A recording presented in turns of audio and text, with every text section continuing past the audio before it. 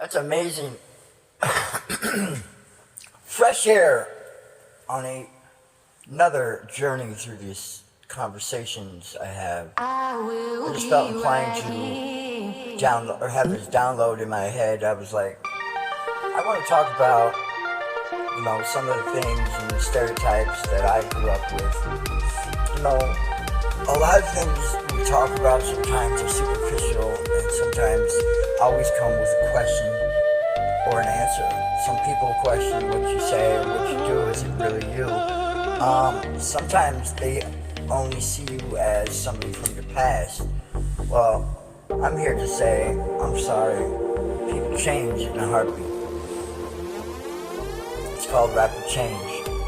And by doing so, I'm able to compartmentalize a lot of my emotions and rapidly sift through a lot of my lifelong struggles that have been holding me back. So by doing so, I started identifying some of my issues. Yes, anger could be one of them. But guess what's behind the anger? Sadness. Right? So, what I'm trying to say is, in my life, you have stereotypes growing up. Do this, do that, you're only supposed to do this way. So, specifically, if you're growing up in Catholic religion, I'm not trying to down, you're brought up and you're raised a certain way, scriptures in the Bible and how you're supposed to present yourself as a family and traditions, and, they're very rich traditions, So you're as you grow, you're taught through, it's called confirmation. Sorry about the yawn. You have confirmation, basically, where they teach you the therapy stuff of how to be holy. And as you progress to being confirmed, which I was to the church, you have to go through a series of classes and also understanding presentations and also community services and things like that. So you have to be very involved with the church in some sort of way. So my life as an altar boy, could you imagine, I had to always, in church, basically be on my top behavior. But the tradition was, go in peace, to love and serve one another, right? Well, I took that very literally, not knowing that I wasn't taking care of myself sometimes, because of all the community outreach and stuff, that's great and all. But what was I getting besides a recognition of, here's my face again, here I am again. Was that more of a, did I need attention? I don't think so. I just felt inclined, just like my father, because my mom and dad were very, very involved in the church, and so were my grandparents, and so on. So traditionally, stereotypically, I had to act a certain way. Now, I lived that way until I started realizing in public schools that a lot of people weren't in faith, didn't go to church, didn't have a full family, didn't have a mom and dad, didn't have a brother and sister. There's a lot of dints and don'ts. And so, as I progressed through life, I seen the various deficiencies in people's family lives. I started learning at an early age because I was able to focus in the moments, to see, and learn. I guess I learned with a different stereotype. What I mean by stereotype is, I wasn't clouded by the ways of teaching that they always taught you in school. A, B, C, D, I struggled in reading and writing, but, it was mainly spelling. I learned to read along the way as I grew up, but math was my go-to. Mathematically, I would see numbers and numerical characteristics that I thought come together much easier when you use your imagination. A lot of times when I raised my My stereotype is don't ask a question if the teacher doesn't know. Well, how am I supposed to know if the teacher doesn't know if I don't know?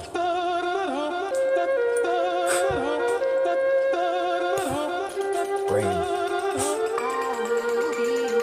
Every day is a challenge based on stereotypes.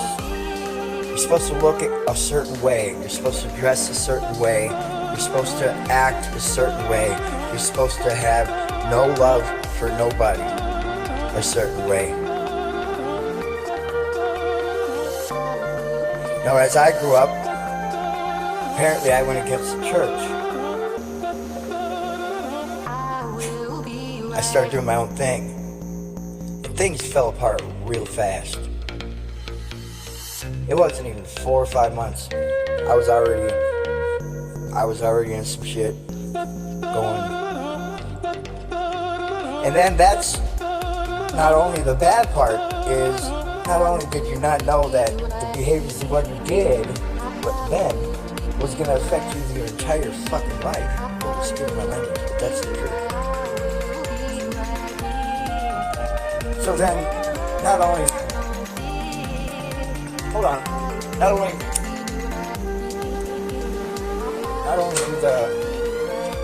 does the community look at you a certain way back then, they try to put you in this cookie cutter, like you're all this is who you are.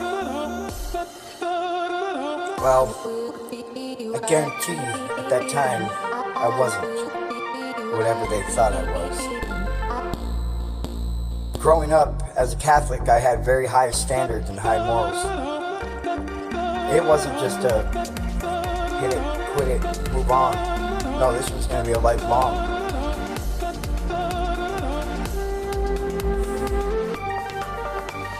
I can't go back. Change any of that. And the things that transpired as a new, different timeline. You get what I'm saying?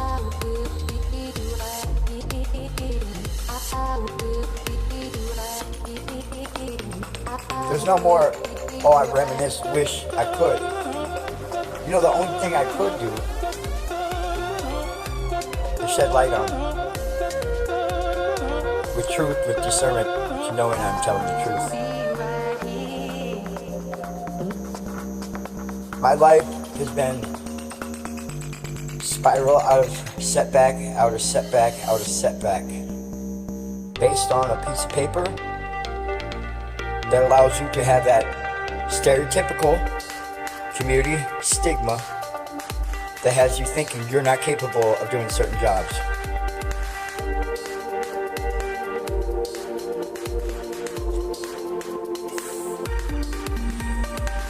In retrospect, all along my whole life, nor have I ever exhibited any behaviors of that, of a loose cannon, somebody with a different motive, manipulative powers. None of that was ever used. There was no manipulation used. More or less truth. More or less, I can't say any more than my situation before leading up to that. My behaviors and how I possessed myself and how I gathered myself. Yes, I became a tough ass. My back was against the wall. I had no choice but to defend myself. Defend what I thought was love. Defend myself against the city and everybody in the community. When all along for over 2 years of that, everybody was fine with it. But all of a sudden, some situations compile with the family, the mother gets in trouble. And all of a sudden, I'm fucked.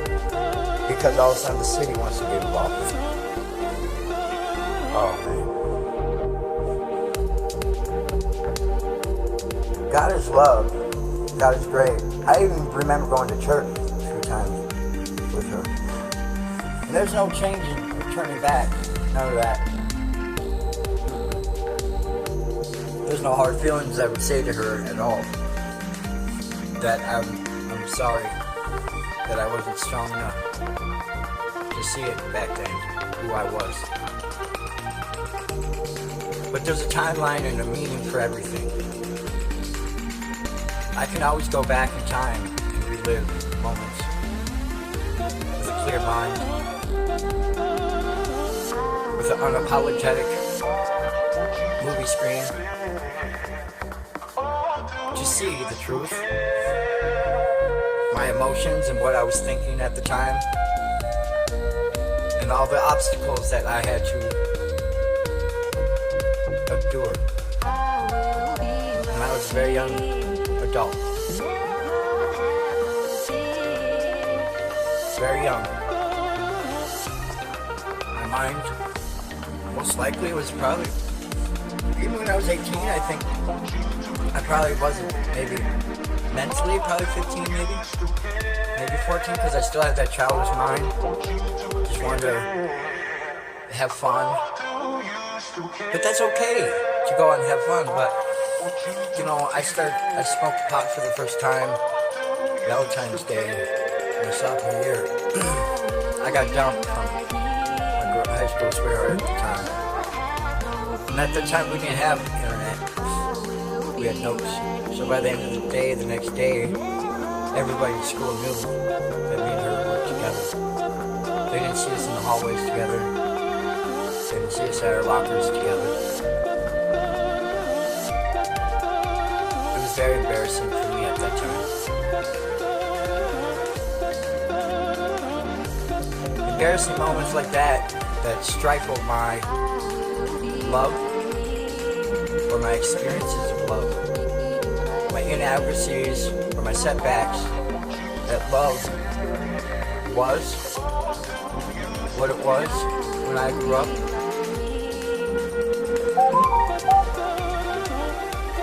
The testimony is truth. I love that I can finally make amends for my past and apologize for the people, all the people involved. Life is life.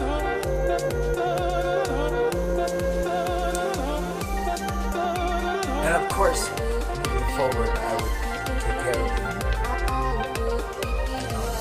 And that's no question, trust me on that. But there's one thing I can say is you can't change what's already happened.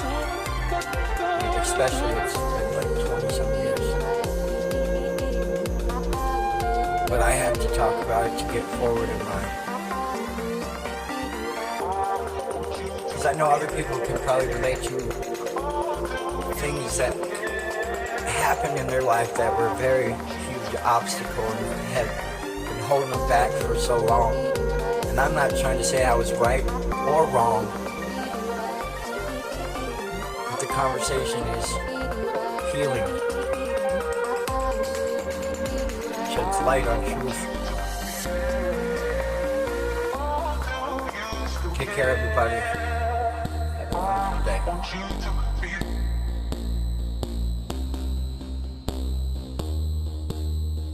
I will be right here. I will be right here. I want you to be there. Oh, do you still care?